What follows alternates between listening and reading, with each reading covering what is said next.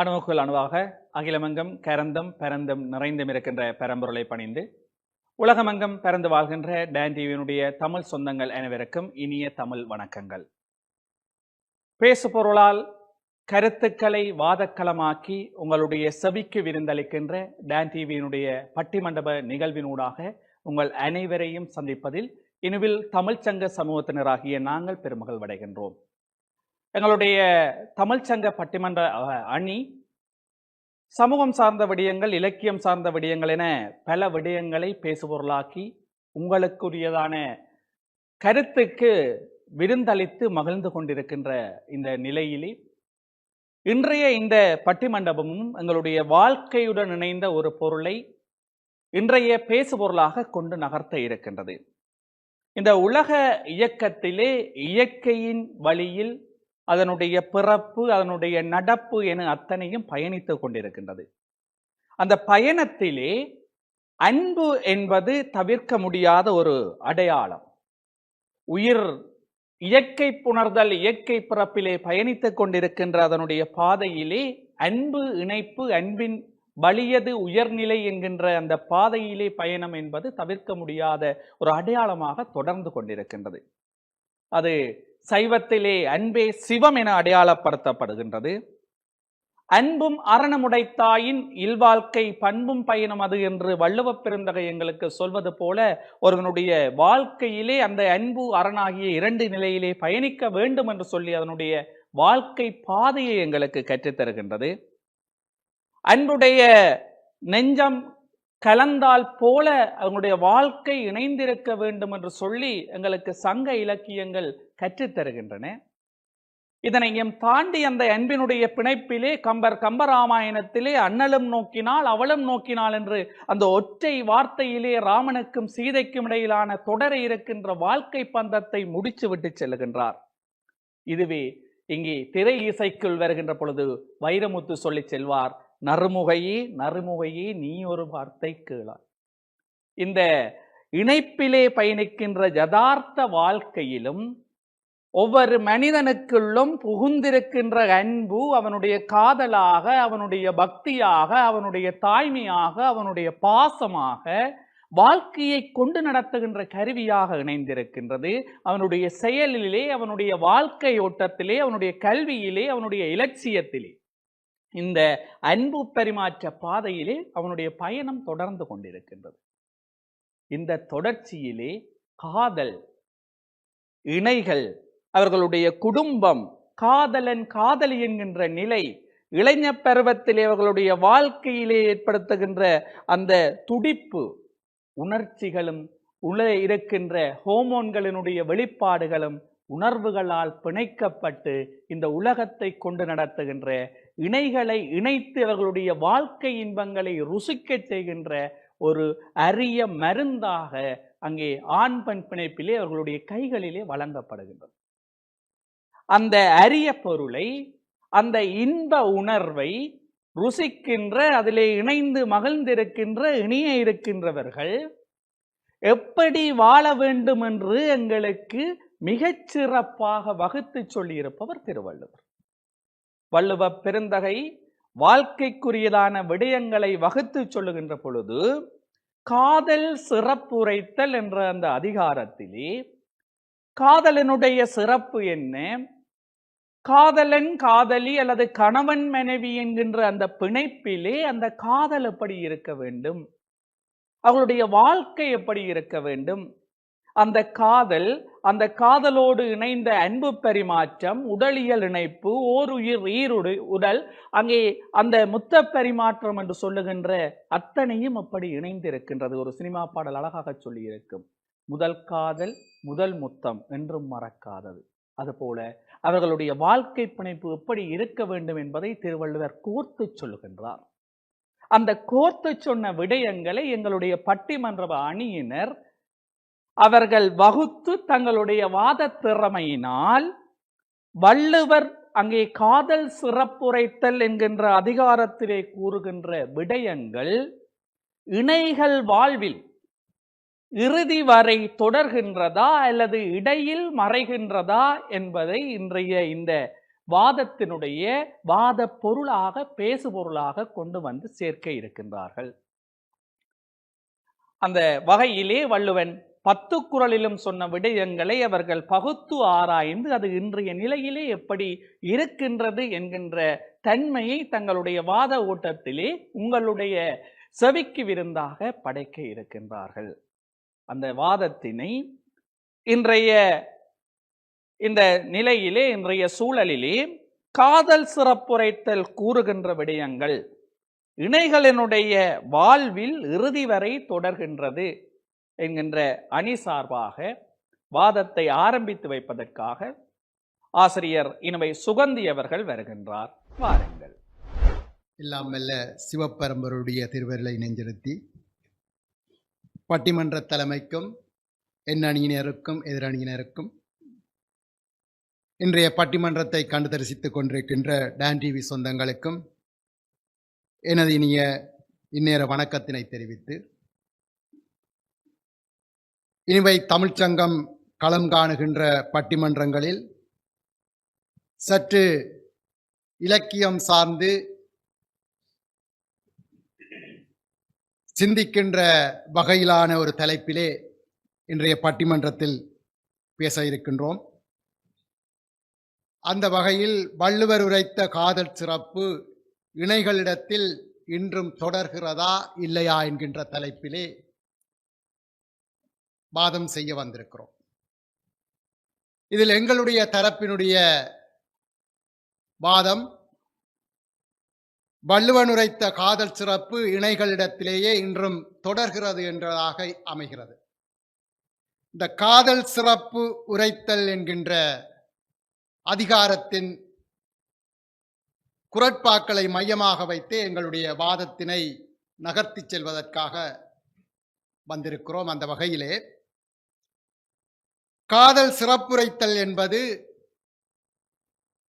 புணர்ந்து பிரிந்திருக்கும் காதலர்கள் ஒருவர் மீது ஒருவர் கொண்ட அன்பினை வெளிப்படுத்துவதாக அந்த காதல் சிறப்புரைத்தல் என்கின்ற அதிகாரம் வைப்பு செய்யப்பட்டிருக்கிறது.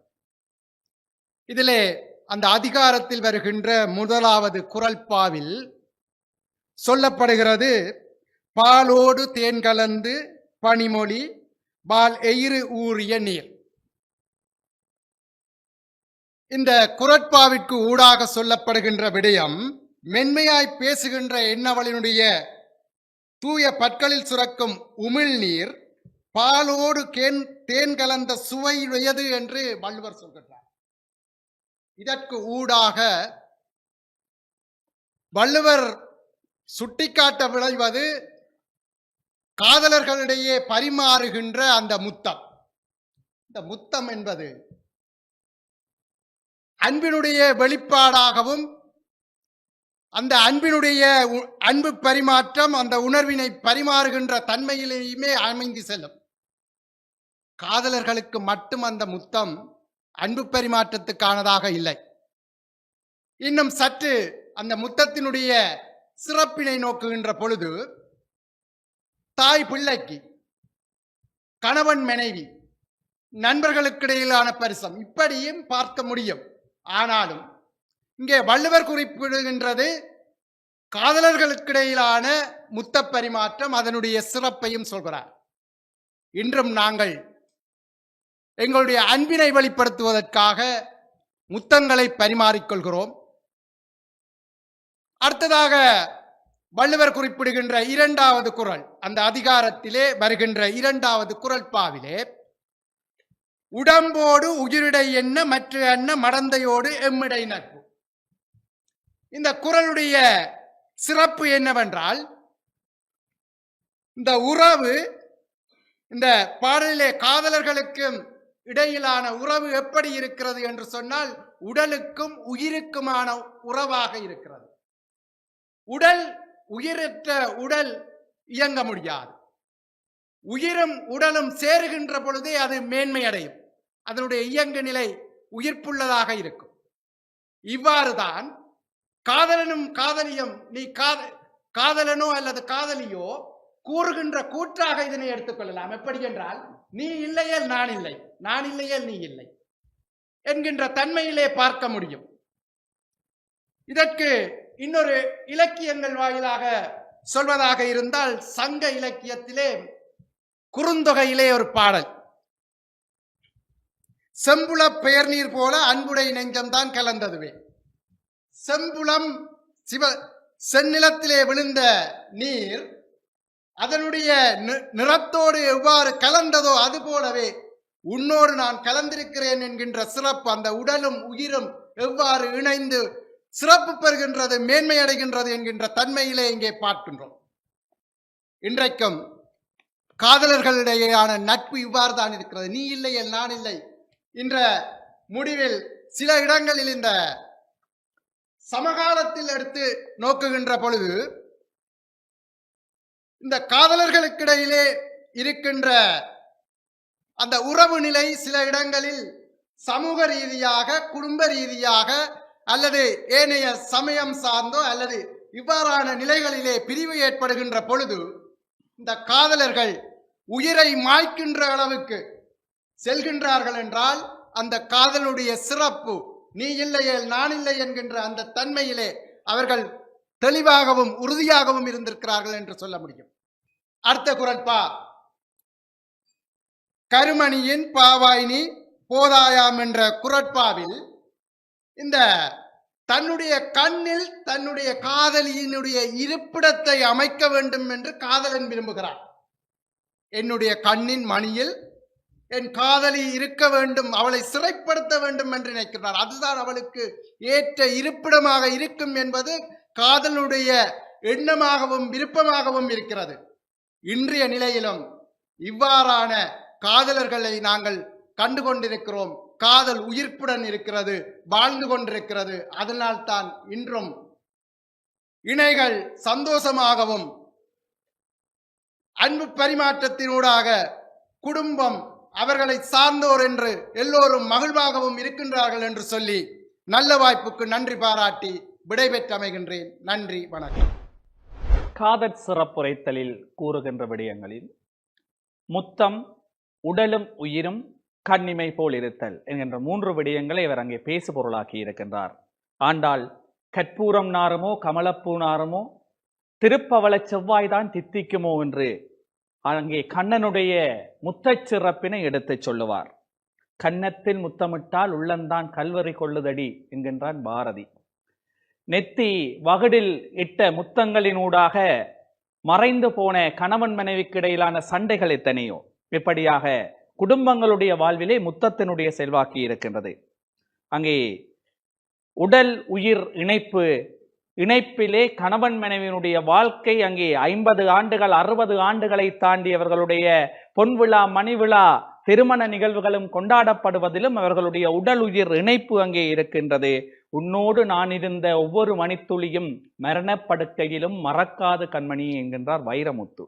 இந்த காதற் சிறப்புரைத்தலில் கூறுகின்ற நிலையிலே இல்லை, அது இன்று இடையிலே மறைந்து போய்விட்டது என்று தன்னுடைய அணி சார்ந்த வாதத்தை ஆரம்பித்து வைப்பதற்காக ஆசிரியர் தவசோதிநாதன் அவர்கள் வருகின்றார்கள். வாருங்கள். வடிவேலற்கருள்சை பரமானந்த வல்லி பதம் பணிந்து இங்கே பட்டிமன்றத்துக்கு தலைமை தாங்குகின்ற தலைவர் அவர்களே, எந்திரப்பு எதிர்த்தரப்பு தமிழ்ச்சங்க உறவுகளே, பார்த்து கொண்டிருக்கின்ற அல்லது கேட்டுக்கொண்டிருக்கின்ற டான் டிவி அன்பர்களே, அனைவருக்கும் அடியேனின் வணக்கம். சமூக விடயங்களை பேசிக்கொண்டிருக்கின்ற எங்களுக்கு நல்லொரு இலக்கியத்திலிருந்து, அதிலும் குறிப்பாக பொய்யாமொழி புலவனின் திருக்குறளிலிருந்து ஒரு தலையங்கத்தை இன்று பேசுவதற்காக தந்திருக்கிறார்கள். அந்த பொய்யாமொழி புலவன் தந்த கருத்து என்பது பொய்த்து போய்விட்டது என்பதே எங்களுடைய வாக்காக அமைகின்றது. காமத்துப்பால் களவியல் 113வது அதிகாரம் காதல் சிறப்புரைத்தல். அதில் முதலாவது குறள், பாலொடு தேன்கலத்தற்றே பனிமொழிவாய் எய்து ஊறிய நீர். முதலாவது பிரச்சனை அங்கே குறளிலே சொல்லப்பட்டிருக்கின்றது பணிமொழிவாய். அதாவது மென்மையான மொழிகளை பேசுகின்ற அந்த காதலியுடைய வாய் என்று சொல்லுவதிலிருந்தே அங்கே அந்த விடயம் பெற்று விடுகின்றது. இன்று கனிமொழிவாய் பேசுதல் என்பதே இல்லாமல் போய்விட்டது. அது கணவன் மனைவியாக இருக்கலாம், சிநேகிதர்களாக இருக்கலாம். இப்பொழுது அவர்கள் டெலிபோனுடன் தான் பேசுகிறார்கள். அது கூட பேசுவதற்கு பஞ்சியாக எழுதிவிட்டு டச் பண்ணிவிட்டு போகிறார்கள். அவர்கள் கணவன் மனைவியும் டச் பண்ணுவதில்லை, இப்ப டெலிபோனில் தான் டச் பண்ணுகின்றார்கள். எங்கே ஐயா இருக்கிறது அந்த பாலுடன் சேர்ந்த சுவை? அங்கே எதிர்த்தரப்பு முதன்மை பேச்சாளர் சொன்னார், அந்த முத்தத்திலே வருகின்ற, அதான் அங்கே வள்ளுவரன் சொல்கின்றார், அந்த முத்தத்திலே வருகின்ற ஊறிய நீர் பாலுடன் தேன் கலந்த சுவை போன்றதென்று. அதற்கு அடுத்தாக எங்களுடைய நடுவர் சொன்னார், கன்னத்திலே முத்தமிட்டால். அங்கேயே இன்றைய காலத்து சினிமா பாட்டிலே வருகின்றதை கன்னத்தில் முத்தமிடுதல். கன்னத்தில் மட்டுமல்ல, இப்ப எங்கெங்கோ எல்லாம் முத்தமிடுகிறார்கள். அவ்வாறு இருக்கையில் இந்த குறள் எவ்வாறு அந்த இணைகளிடையே தொடரும் என்பது கேள்விக்குறியாகவே இருக்கின்றது. இன்று இன்று என்று நாங்கள் பேசிக் கொண்டிருக்கின்றோம். அன்று தொல்காப்பியரே களவியல் கற்பியல் என்று சொல்லி வச்சுவிட்டார். இங்கே கூட வள்ளுவனுடைய இந்த அதிகாரம் களவியலுக்குள் தான் வருகின்றது. களவியல் என்று சொன்னாலே களவாக கூடுதல்.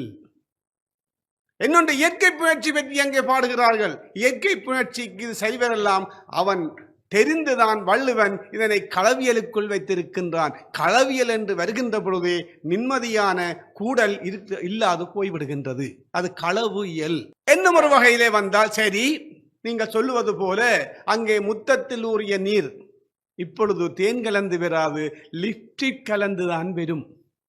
இன்று ஒரு மணப்பெண் அலங்காரம் என்று சொன்னால் பூசாத பூச்சுக்கள் எல்லாம் எங்கெங்கு பூச வேணுமோ அங்கெல்லாம் பூசித்தான் விடுகிறார்கள். இவ்வாறு இருக்கையில் அங்கே அது தேன் கலந்த நீராய் முத்த நீர் வரும் என்பதை நாங்கள் ஏற்றுக்கொள்ள முடியாது. இரண்டாவது பாடலிலே உடம்பொடு உயிரிடை என்ன மற்ற என்ன மடந்தையொடு எம்மிடை நட்பு. இது அங்கே பரிமேலாளர்களுடைய உரையிலே அவர் தொடங்குகின்ற பொழுது பிரிவு அச்சம் என்றுதான் கூறியிருக்கிறார். அவை பிரிவு அச்சம் என்று இருக்கின்ற பொழுது அவர்களுடைய அந்த உயிரும் உடம்பும் சேர்ந்திருத்தல் என்பது பயம். அந்த பிரிவு அச்சத்தினால் தான் இப்படி ஒரு குறளையை வைத்திருக்கின்றார். அன்றே அவர் அப்படி பயந்து வைத்தபடியால் இன்று எங்கே ஐயா அது இருக்கப் போகின்றது? இன்று உடம்புடன் உடம்பு சேர்ந்திருத்தல், உயிர், அதாவது உடம்பும் உயிரும் சேர்ந்திருப்பது போல நீயும் நானும் சேர்ந்திருக்க வேண்டும் என்பது இங்கு அமைகின்ற பொழுது, இங்கு இன்று பார்த்தீர்களாக இருந்தால் அங்கே ஒரு பெரியவர் சொன்னார் எனக்கு, தங்களுடைய அந்த அன்பின் சிறப்பை கூறுவதற்கு, அது நான் படுக்கிற கட்டில், இது அவாக படுக்கிற கட்டில் என்று. இந்த இடத்திலே நாங்கள் ஒன்றை முடிவுக்கு வரலாம். அங்கே உடம்பும் உயிரும் சேர்வது போல் இன்று சோடிகள் இல்லை, இணைகள் இல்லை. அங்கே சாப்பிடுவதற்கு தட்டு வேறாக இருக்கிறது, படுப்பதற்கு கட்டில் வேறாக இருக்கிறது, தேநீர் கோப்பை வேறாக இருக்கின்ற பொழுது அவர்கள் எப்படி உடலும் உயிரும் போல வாழ முடியும் என்பது கேள்வியாக இருக்கின்றது. என்னோட அடுத்த குறளிலே கூறுகின்றார், கண்ணின் மணி போல வாழ வேண்டும், அவள் வாழ வேண்டும் என்றபடியால் என்னுடைய கண்ணின் மணியை பிரிந்து போவது என்று. ஆனால் இன்று அதற்காக அவர்கள் கண்ணின் மணியை பிரிக்கவில்லை.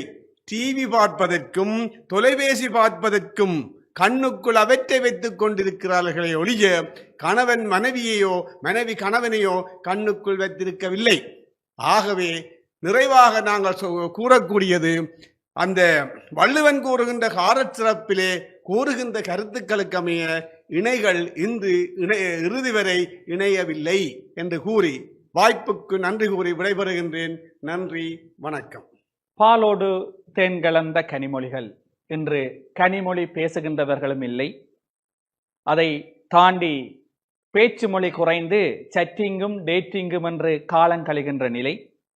பாலும் தேனும் மறைந்து போய் சென்டாப்ரஸ் பௌக்கத்தின் சுவைகளை அறிந்து கொண்டிருக்கின்ற இளைய சமுதாயத்தினுடைய போக்கு. உதட்டு சாயம் ஊர் முழுக்களும் காதலை விலை பேசி விற்கின்ற தன்மை.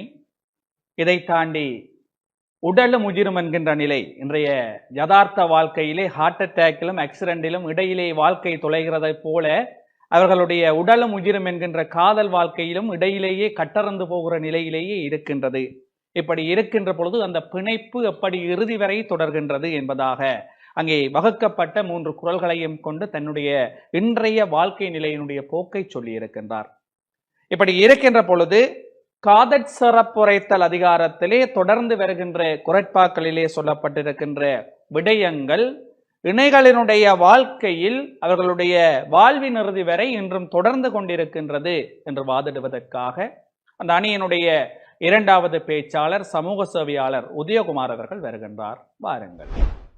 தமிழ் அன்னைக்கு தலை சாய்த்து இன்றைய பட்டிமன்றத்தினுடைய நடுவர் அவர்களே, இனிமே தமிழ்ச்சங்கத்தினுடைய பேச்சாளர் உறவுகளே, இந்த நிகழ்வை பார்த்து கொண்டிருக்கின்ற உலக தமிழ் நெஞ்சங்கள் அனைவருக்கும் வணக்கம் கூறி, வள்ளுவன் கூறும் காதற் சிறப்புரைத்தலில் குறிப்பிடப்படும் இணைகள் வாழ்வில் இறுதி வரை தொடர்கின்றன என்கின்ற தலைப்பிலே உங்களிடம் நான் சில விவாதங்களை முன்வைப்பதற்காக வந்திருக்கிறேன்.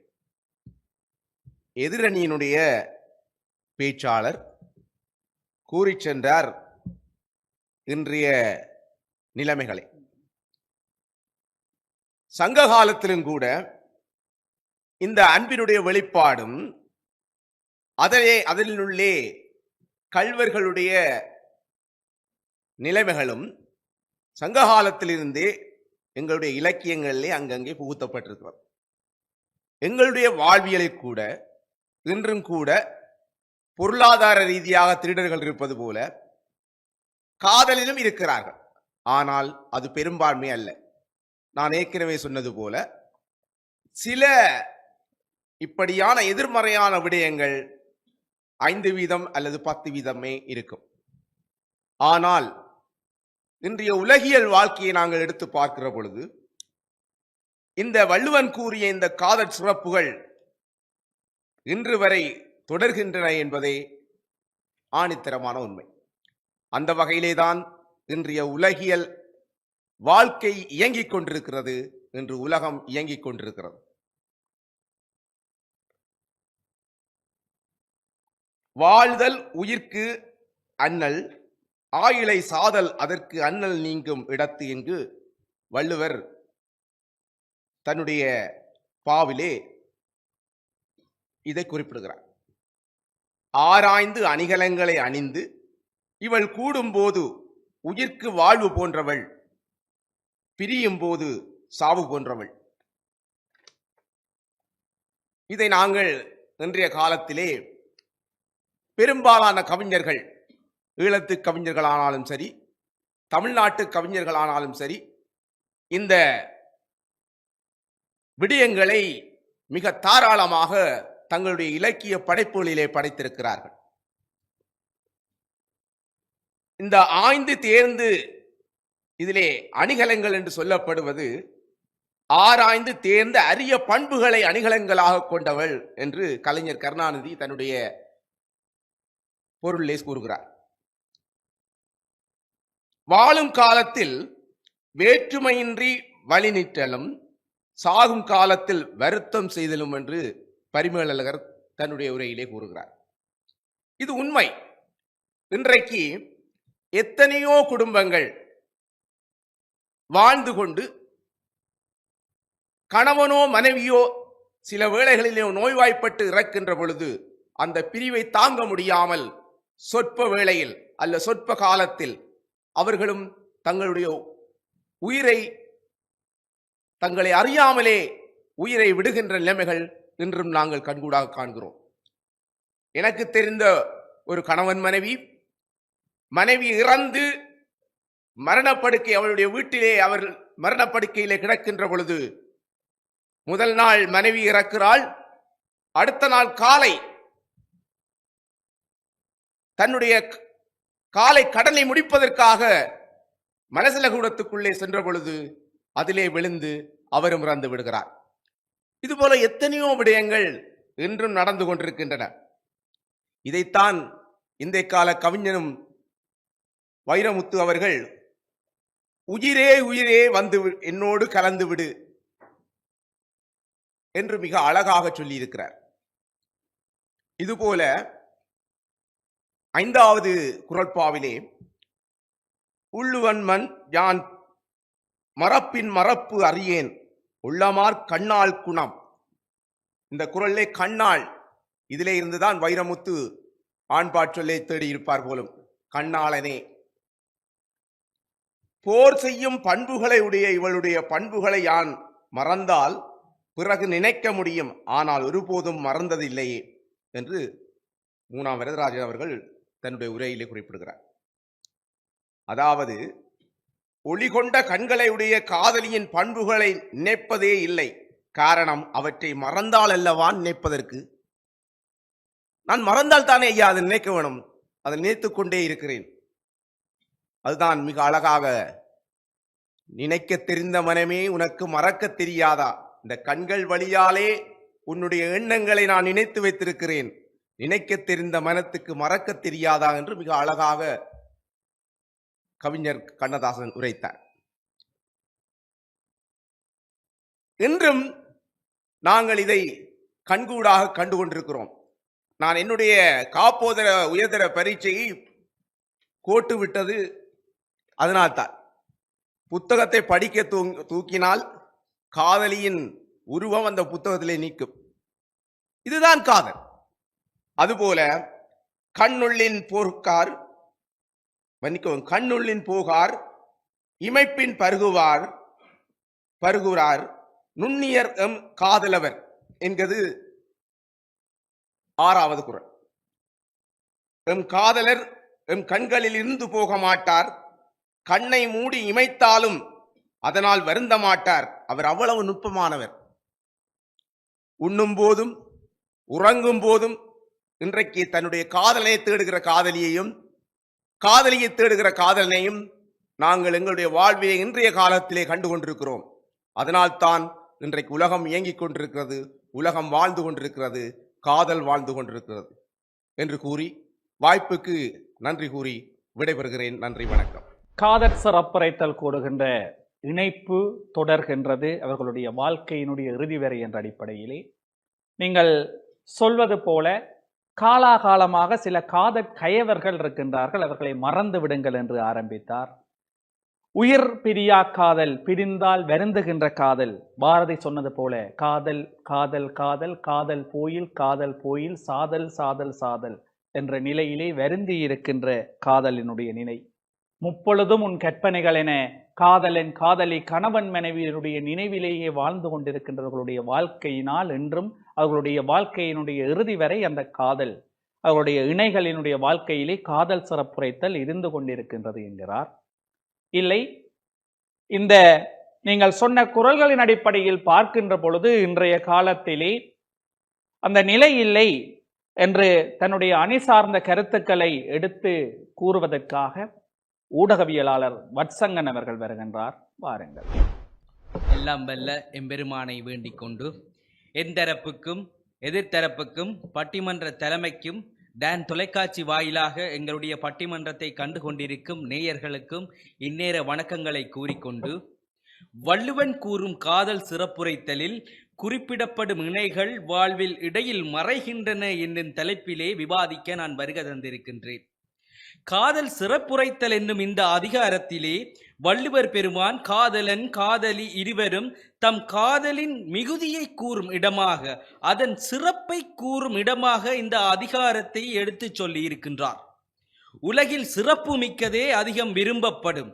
அவ்வகையில் காதலர் தம் சிறப்பு மிக்க காதலை உணர்ந்து கொண்டு காதலில் திளைக்க வழி செய்கின்றார் வள்ளுவர் பேராசார். காதலிக்காதவர்களுக்கு மிகச் சாதாரணமாக படுகின்ற செயல்களை, பொருட்களை காதலில் ஆழ்ந்தவர்களின் உணர்வு கொண்டு காட்சிப்படுத்தி காதலின் சிறப்பை உணர்த்துகின்றார். இதிலே 4வது குறளான வாழ்தல் உயிர்கண்ணல் ஆயிலை சாதல் அதற்கண்ணல் நீங்கும் இடத்து என்ற குறளிலே அழகுக்கு அழகு சேர்க்கும் நல்ல அணிகலன்களை அணிந்த காதலி தன்னோடு இருக்கும்போது உயிர்க்கு வாழ்வாக இருக்கிறாள் என்றும் என்னை விட்டு பிரியும் போது உயிருக்கு சாவு போவதாக இருக்கின்றாள் என்றும் கூறி அவளை பிரிய முடியாத காதலை அழகாக இந்த குறள் மூலம் எடுத்துச் சொல்லி இருக்கின்றார். இன்றைய காலத்திலே அநேகமான காதலர்களின் காதல் எந்தளவு தூரம் நிலைத்து நிற்கின்றது? அன்றைய பண்டைய சங்க காலங்களிலே வள்ளுவர் கூறுவதைப் போல காதலர்கள் பிரிந்து சென்றால் சாவது போல இருக்கலாம். காரணம், அவர்களின் காலத்திலே பேஸ்புக்கோ வாட்ஸ்அப்போ வைபர் என்று சமூக வலைத்தளங்கள் இருக்கவில்லை. அதனால் அன்றைய காலங்களில் அது நிலைத்து இருந்திருக்கும். ஆனால் அன்றைய காலத்திலே காதலியை காணுவதென்றால் எங்காவது தொலைதூர இடத்துக்கு சென்றோ அல்லது தூது விட்டோ மாதத்துக்கு ஒரு முறை கடிதம் போட்டோ இருவரும் உரையாடுவார்கள். அதனால் அவர்களுக்குள் ஒருவரை ஒருவர் எப்போது காண்போம் என்று காதலுடன் ஒரு ஈர்ப்பிருக்கும், ஒரு ஏக்கம் இருக்கும், ஒரு தவிப்பிருக்கும். அதனால் அன்றைய கால காதல்கள் நிலைத்து தொடர்ந்து காலம் முழுக்க இருந்தன. ஆனால் இன்றைய காலத்தில் காலை எழும்பினவுடன் ஹாய் எழும்பியாச்சா, பல்லு திட்டியாச்சா என்று காதலியுடன் தொடங்கும் வாட்ஸ்அப் உரையாடல்கள், இரவு தூங்கியாச்சா, நான் உண்ட கனவிலே வருவேனா என்று கதைத்தே முடிந்துவிடும். அதுவும் தொடர்ந்து கதைக்க காரணங்கள் இல்லாட்டி இங்கே இருந்து இவர் சொல்லு, அங்கே இருந்தவ நீ சொல்லு என்று மாறி மாறி நீ சொல்லு என்றே அன்றைய நாளை ஓட்டி விடுவார்கள். அது எங்க தொடர்ந்து இருக்கும்? அது சலிப்பு தட்டியவுடன் முகநூலில் அடுத்த பிள்ளைக்கு மெசேஜை தட்டுவது. இப்படியாகத்தான் பலரின் இன்றைய காதல் இடையிலே மறைந்து காணாமல் போகின்றன. அடுத்த குறளிலே வள்ளுவர் கூறுகின்றார், உள்ளுவன் மஞ்ஞான் மறப்பின் மறப்பறியேன் ஒள்ளமர் கண்ணாள் குணம் என்று. ஒளியுடன் கூடிய கண்களை உடைய என் காதலியின் அன்பை குணங்களை நான் மறந்தால் அல்லவா அவளை நினைப்பதற்கு? மறப்பதும் இல்லை, அதனால் நினைப்பதும் இல்லை என காதலியின் அன்பின் பண்பின் பெருமிதத்தை அற்புதமாக எடுத்து கூறுகின்றார். அன்றைய பெண்களுக்கு காதலிக்கும் காதலனை விட வேறு உலக விடயங்கள் பெரிதாக இருந்ததில்லை. அவர்கள் அன்பாக பண்பாக தான் காதலனோடு இருந்திருப்பார்கள். அதனால் அன்றைய காதலன் காதலின் அன்பை பண்பை மறக்க சந்தர்ப்பம் வந்திருக்காது. அதனால் அழகாக காதலின் அன்பை குணங்களை அழகாக வள்ளுவர் சொல்லி இருப்பார். ஆனால் இன்றைய காலத்தில் வள்ளுவர் இருந்திருந்தால் ஏன் அன்று சொன்னேன் என்று வருத்தப்பட்டிருப்பார். இன்றைய பெண்களுக்கு டிக்டாக்கில் எப்படி வீடியோ போட வேண்டும், வாட்ஸ்அப்பில் எப்படி ஸ்டேட்டஸ் போட வேண்டும் என்று வீடியோ போடுவார்களே ஒழிய அவர்களின் காதலன் என்ன செய்கிறான் என்ற சிந்தனை வந்தால் தானே அவர்களை பற்றி நினைப்பார்கள். பிறகு எப்படி காதலின் அன்பு பற்றி பண்பு பற்றி நினைவிருக்கும்? ஆதலால் இன்றைய காதல்கள் வள்ளுவன் கூறுவதைப் போல தொடர்ந்து இருப்பதில்லை, மறைந்து போகின்றன என்றும் நாம் கருத முடியும்.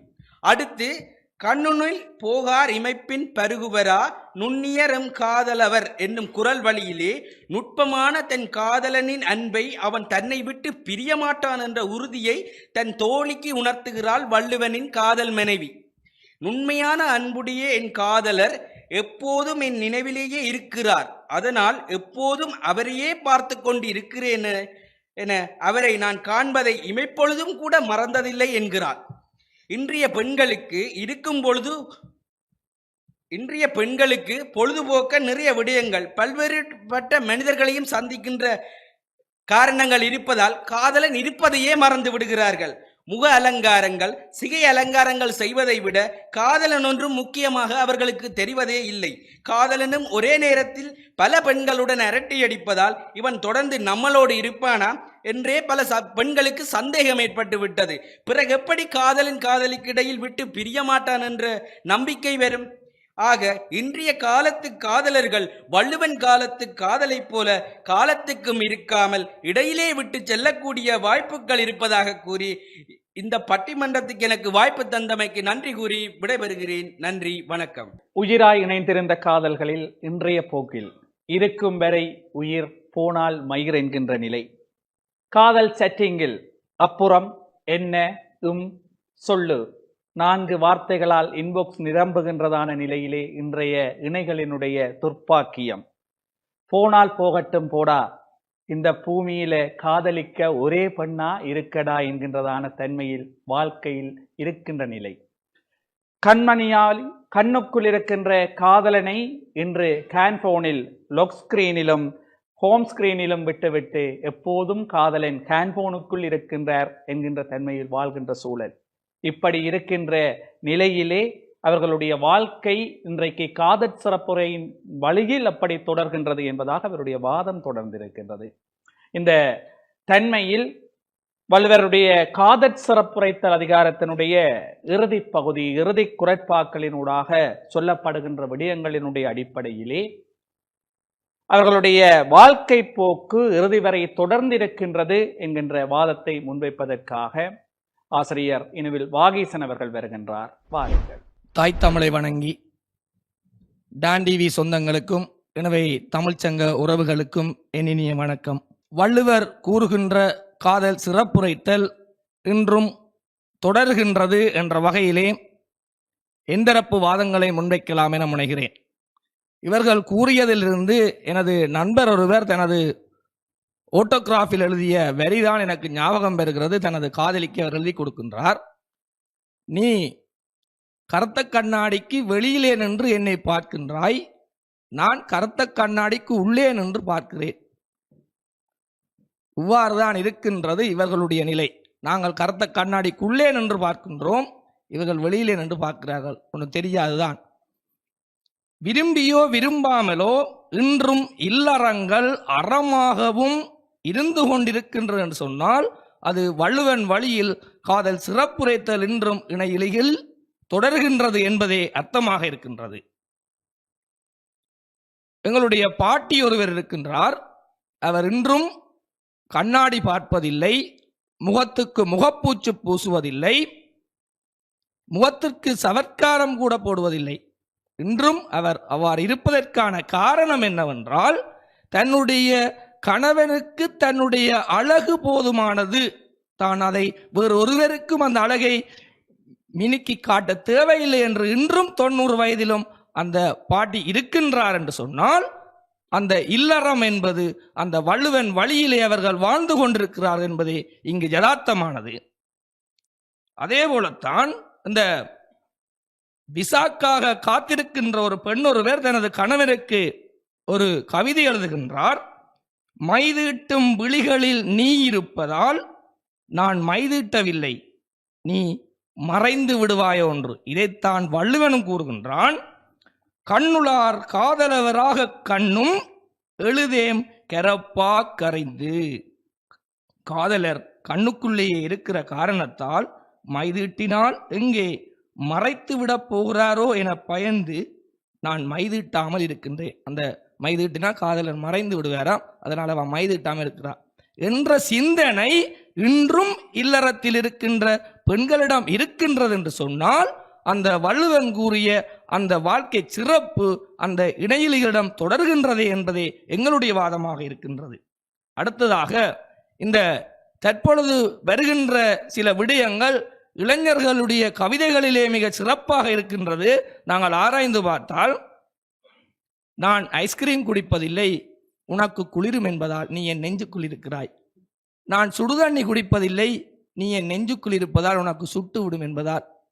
இவ்வாறான வரிகளை நாங்கள் யோசிப்போம், உன் ஏதோ பைத்தியத்தனமா சொல்லுகிறான் என்று சொல்லி. ஆனால் இதனைத்தான் வள்ளுவர் அன்றே கூறியிருக்கின்றார். நெஞ்சத்தார் காதலவராக வெய்துண்டல் அஞ்சுவதும் வே பாக்கறிந்து. அதாவது சூடான பண்டத்தை சாப்பிட்டால் நெஞ்சுக்குள் இருக்கின்ற காதலருக்கு அது சுட்டுவிடும் என்று அஞ்சுகின்ற அளவுக்கு நெஞ்சோடு நெஞ்சாக கலந்திருப்பவர்களே காதலர்கள் என்று வள்ளுவர் கூறுகின்றார். அன்றைய காலத்தில் கூட தனது கணவனுக்கு ஒவ்வாத உணவுகளையோ அல்லது தனது கணவனுக்கு விரும்பாத உணவுகளையோ பெண்கள் சமைப்பதை தவிர்த்திருந்தார்கள். காரணம், அவருக்கு விருப்பமில்லை, அதையே நான் சாப்பிடுவான் என்கின்ற நிலையில் அன்றைய பெண்கள் இருந்தும் இன்றைய காலத்திலும் அந்த நிலைமை நீடிக்கின்றது என்றால், நான் டீயை கூட ஆற வச்சு தான் குடிக்கிறேன், ஏனென்றால் நெஞ்சுக்குள் நீ இருப்பதால் சுட்டுவிடும் என்று என்கின்ற சிந்தனை வள்ளுவனுடைய கூறுகின்ற வழியிலே இன்றும் நிலைத்திருக்கின்றது என்று சொன்னால், நாங்கள் இன்று காண்கின்றோம் என்று சொன்னால் அந்த அறம் இன்றும் தொடர்ந்திருக்கின்றான் அர்த்தம். இன்று மத்திய கிழக்கு நாடுகளிலே வேலை செய்கின்ற தன்னுடைய கணவன் விடுமுறைக்காக வருகின்ற நாட்களை எதிர்பார்த்திருக்கும் மனைவிகள், அதே போல வெளி மாவட்டங்களிலே வெளி மாகாணங்களிலே வேலை செய்கின்ற தன்னுடைய கணவர் அல்லது தன்னுடைய துணைவி வருகின்ற வழியை பார்த்திருந்து அவர் வந்த பின்னால் அந்த ஒரு கிழமையாக சேர்த்து வைத்திருந்த அன்பை தன்னுடைய கணவனுடன் உணவை பரிமாறுகின்ற நிலைமையை பார்த்திருந்து அவருடைய அந்த விழிகள் காத்திருந்து இமைக்காமல் இருக்கின்ற நிலையை இன்றைய காலத்திலும் நாங்கள் கண்டு கொண்டிருக்கின்றோம். எத்தனையோ வெளிமாவட்ட பேருந்துகள் வந்திருக்கின்ற நேரங்களில் கூட தங்களுடைய கணவரையோ அல்லது தன்னுடைய மனைவியை ஏற்றுவதற்காக இன்றும் அவர்கள் காத்து கொண்டிருக்கிறார்கள். அதைத்தான் வள்ளுவப் பெருமான் கூறுகின்றான், இமைப்பிற்கரப்பா கறிவல் அனைத்திற்கே ஏதிலார் என்னும் இவர் ஊர். கண்ணுக்குள் இருக்கின்ற காதலர் மறைவார் என அறிந்து கண்ணை இமைக்காமல் காத்திருக்கிறேன் என்று கூறுகின்றார். இறுதியாக இந்த வெளிநாடுகளிலே திருமணம் செய்து காத்திருக்கின்ற, தங்களுக்கு விசா வராமல் காத்திருக்கின்ற பெண்கள் அவர்களை கண்டு இந்த ஊர் என்ன சொல்லும், எத்தனை வருடம் ஆயிட்டு திருமணம் ஆயிட்டு இன்னும் இந்த பிள்ளையே அங்கே வெளிநாட்டுக்கு கிடைக்கல, அப்ப 2 பேரும் டிவோர்ஸ் தான் என்கின்ற கதை இருக்கின்ற பொழுது, ஆனால் அவர்கள் நெஞ்சத்தால் இணைந்தும் இன்றும் வாழ்ந்து கொண்டிருக்கின்றார்கள். அது ஊருக்கு தெரியாது. உவந்துறைவர் உள்ளத்துள் என்றும் இகந்துறைவர் ஏதிலார் என்னும் இவ்வூர். காதலர் எப்போதும் உள்ளத்தோடு உள்ளமாய் வாழ்ந்து கொண்டிருக்கும் போது அதை உணராத ஊர் மக்கள் அவர்கள் ஒருவரை ஒருவர் பிரிந்து வாழ்வதாக பரிந்துரைப்பது தவறென்று அன்று வள்ளுவர் கூறியது இன்றும் இன்றைய காலத்திலும் பொருந்துகின்றது. பார்த்தீர்களா? இன்றைய காலத்திலும் அவர்கள் பிரிந்திருந்தாலும் முப்பொழுதும் அவள் அல்லது அவன் நினைவுகளாக வாழ்ந்து கொண்டிருக்கின்றார்கள் என்று சொன்னால், வள்ளுவன் வழியில் அவர் கூறிய வழியினுடைய இணையிலிகள் இன்றும் வாழ்ந்து கொண்டிருக்கின்றார்களே என்பதே நிதர்சனமான உண்மையாக இருக்கும் என்று கூறி வாய்ப்புக்கு நன்றி கூறி விடைபெறுகின்றேன். நன்றி, வணக்கம். இமைக்கா நொடிகளிலும் இணைகள் இணைந்திருந்து மகிழ்கின்ற இனிய நொடிகள். உன் சமையலறையில் நான் உப்பா சர்க்கரையா என கேட்டு மகிழ்கின்ற அளவுக்கும், மல்லிப்பூ வைத்து வாடுகின்றது நீ எப்போ வரப்போகிறாய் என ஏங்கி இருக்கின்ற அளவுக்குமான காத்திருப்புகளின் இனிமையுடன் இணைந்த நொடிகள். கண்டம் தாண்டினாலும் நெஞ்சம் நிறைந்திருக்கின்ற காதல் உணர்வுகள் அத்தனையும் இன்றும் இணைகளுடைய வாழ்விலே இனிமையான காதல் சிறப்புகளாக தொடர்ந்து கொண்டிருக்கின்றது. ஆதலால் காதல் சிறப்புரைத்தல் விடயங்கள் என்றும் வாழ்ந்து கொண்டிருக்கின்றது என்பதாக தன்னுடைய அணிசார்பான வாதத்தை நிறைவுக்கு கொண்டு வந்திருக்கின்றார் வாகீசன் அவர்கள். இல்லை, காதல் சிறப்புரைத்தலின் கடைசி பக்கங்கள் இன்றைய வாழ்க்கையிலே இடையில் மறைந்து போகின்ற விடயங்களாகவே இருக்கின்றது என தன் அணி சார்ந்த வாதத்தை நிறைவு செய்து வைப்பதற்காக வருகின்றார் ஆசிரியர் சுதாகரன் அவர்கள். வாருங்கள். வாணி சரஸ்வதி வந்தன்னாவில் குடியிரம்மா, பின்னை நின்றென்னை புரைவு செய்வது முன்னை நன்றாக முயல்தவம் புரிந்திலர், என்னை நன்றாக இறைவன் படைத்தனன் தன்னை நன்றாக தமிழ் செய்யுமாறு, சமன் செய்து சீர்தூக்கும் கோள்போல் அமைந்தொருவாட் கோடாமை சான்றோர்க்கு அணி என்ற வள்ளுவன் திருவாக்கை நெஞ்சில் நிறுத்தி தீர்ப்பளிக்க காத்திருக்கின்ற நடுவப் பெரியோர், எந்தரப்புவாதிகளே எதிர்த்தரப்புவாதிகளே, டான் தொலைக்காட்சி அருகே எங்கள் சிந்தனைகளை செவியேந்தி சித்தரிக்க காத்திருக்கின்ற எங்கள் உறவுகளே வணக்கம். இன்றைய பட்டிமன்றத்தினுடைய தலைப்பு வள்ளுவன் கூறிய காதல் சிறப்புரைத்தல் அம்சங்கள் இன்றைய வளர்மதிகளிலே திருமதிகளாக விளங்குகின்ற தம்பதிகளிலே இறுதி வரை காணப்படுகிறதா இல்லையா? இல்லை என்ற உண்மை பற்றி பேசப் போகிறேன். நடுவர்களே, காதல் என்றால் என்ன உங்களுக்கு தெரியும் தானே? சொல்லி கேட்டிருக்கோம். காதலர் இருவர் கருத்தொருவித்து ஆதரவு பட்டதே இன்பம். இது பழமை. அறிவியல் காதலுக்கு வரைவிலக்கணம் சொல்லுகிறது. அறுவை சிகிச்சை இல்லாமல் இதயங்கள் இடம் மாறுவது காதல் என்கிறது. ஒருபுறம் இருக்கட்டும். இந்த காதல் பண்புகள், வள்ளுவன் கூறிய காதல் பண்புகள் வள்ளுவர் காலத்திலேயே சாத்தியப்படவில்லை. அதுதான் எனக்கு கவலையாக இருக்கிறது. என்னவென்றால், இன்றைக்கு இவர்கள், என்னுடைய நண்பன் பாகிஷன் அவர்கள் வந்து சொன்னான், அதாவது ஒரு காதல் எழுதுறாவாம், அத்தான் நீங்கள் கண்ணுக்குள் இருப்பதனால் நான் மைது கட்டிக் கொள்வதில்லை, நீங்கள் இறந்து விடுவீர்கள். இது ஒரு பொய்து கட்டிய கவிதை. இன்றைக்கு காதலிகள் கண்ணுக்கு மைது கட்டுவதற்காக காதலனுடைய ஏராளமான பணத்தை பயன்படுத்துகிறார்களே தவிர அவர்கள் மைதிட்ட மறுப்பதில்லை என்பதை புரிந்து கொள்ளுங்கள். அது மட்டுமா, காதலின் நெஞ்சுக்குள் இருப்பதனால் உங்களுக்கு குளிர்ந்து விடும் என்பதனால் அத்தான் நான் ஐஸ்கிரீம் குடிக்கிறேன் என்று சொல்றாவா? ஒரு நாளும் இல்லை. ஐஸ்கிரீம் என்ற காசை சேர்த்து எனக்கு பேர் and lovely, night cream, white cream எல்லாம் வாங்கித்தாங்க அத்தான் என்று சொல்றான். இதுதான் உண்மை. சுடுதண்ணி குடிக்கிறீரா? சுடுதண்ணி குடிக்கிற, ஏன் குடிக்கிறீல? சுடுதண்ணி குடிக்க உள்ளதுக்கே காதலி சூடா இருக்கிறா, சுடுதண்ணியும் குடிச்சா அப்படி இருக்கும். அதை புரிஞ்சு. அது மட்டுமா, இவர் தம்பி வந்து சொன்னார், இந்த பாலும் தேனும் கலந்த மாதிரி ஒரு சுவையா. இன்றைக்கு அதாவது உணர்வுகள் செய்யும் யுத்தத்தினால் உருவங்கள் செய்யும் ஒப்பந்தம் முத்தம். இதுதான் உண்மை. உணர்வுகள் செய்யும் யுத்தத்தினால் உருவங்கள் செய்யும் ஒப்பந்தம் யுத்தம். இன்றைக்கு உருவங்கள் எங்கே இருக்கிறது ஒப்பந்தம் செய்வதற்கு? தொலைபேசியினுடைய ஸ்கிரீன்களுக்குத்தான் முத்தம் கொடுக்கப்படுகிறதை ஒழிய அங்கே உதடுகள் முத்தம் கொடுப்பது அதெல்லாம் பழங்கதையாயிற்று. புரிந்து கொள்ளுங்கள். கண்மணி போல் என்னுடைய காதலியை வச்சிருக்கணும் என்று சொல்றாராம் வள்ளுவன். சொல்றார், அது வள்ளுவன் சொல்லி இருக்கலாம். அப்படி நினைச்சிருந்தால் நான் கேட்கிற கேள்வி, அந்த காதலி கண்மணி போல் இருக்க வேண்டிய காதலியை நலன் ஏன் காட்டுக்குள்ளே கொண்டே விட்டுட்டு வந்தா? விளங்கிச்சா? அந்த காதலியான சந்திரமதியை என்னொருவன் வீட்டுக்கு ஏன் வித்தான்? யார் வித்தவன்? சரியா சொன்னார். கண்ணொழிய அவன் கண்ணொழிய காண்றது பெரிய ஒரு தவமா? இப்பதான் எனக்கு விளங்குகிறது. மின்சாரம் அணைக்கப்பட்ட பிறகு சம்சாரங்கள் அணைக்கப்படுகிறது. இதுதான் உண்மை. ஆனால் மின்சாரத்துக்கும் சம்சாரத்துக்கும் ஒற்றுமை இருக்கிறது. மின்சாரம் தொட்டால் அடிக்கும், சம்சாரம் தொடாமலே அடிக்கும்.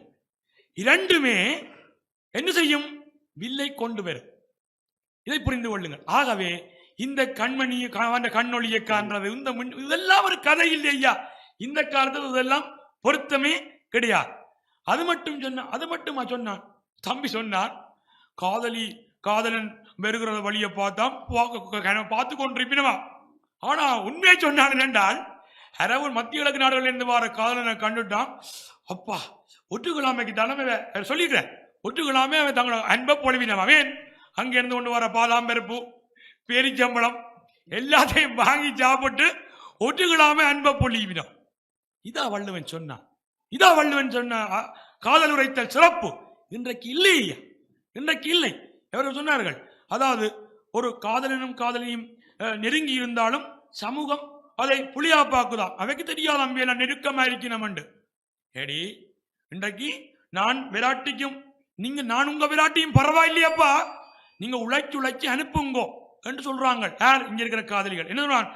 அதாவது காதலன் ஒருவனை கைப்பிடித்தே அவன் காரியம் யாவிலும் கை கொடுப்போம் என்று சொன்ன அந்த கவிதையை மாற்றி, யாழ்ப்பாணத்தில் ஒருவனை காதலித்து கொழும்பில் ஒருவனோடு ஊர் சுற்றி கனடாவில் ஒருவனோடு வாழ்க்கை நடத்துகிற வாழ்க்கை தான் இதை புரிந்து கொள்ளுங்கள். அது மட்டுமா, அதாவது இன்றைக்கு உயிரும் மெய்யுமாக இருக்கிறதா? ஐயா, உயிரும் மெய்யும் பிரிக்க முடியாமல் இருக்கணும் என்ற உண்மைதான். ஆனா அப்படி இல்லை. ஏனென்றால் காதலனுடைய வெட்சீட்டை விட பேசீட்டை மட்டுமே காதலிகள் நேசிக்கிறார்கள். இந்த சீர்கட்ட சமூகத்திலே என்னென்ற ஐயா ஒட்டுவது? ஒட்டுமா? பச்சை மண்ணும் சுட்ட மண்ணும் ஒட்டினாலும் ஒட்டும்.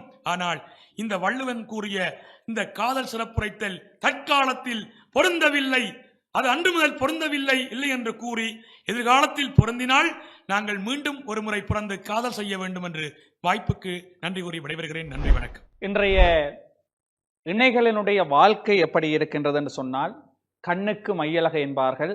இங்கே மை பூசுவதற்காக காசை செலவழிக்கின்ற காதலர்களை தேடுவதான வாழ்க்கை. பாக்கெட் மணிக்கு பாய் ஃப்ரெண்ட், ஹேண்ட்பேக் காசுக்கு காதலர், கட்டுக்கட்டா காசுக்கு கணவன் என்கின்ற நிலையிலே வாழ்க்கையினுடைய ஓட்டம் இணைந்திருக்கின்ற தன்மை.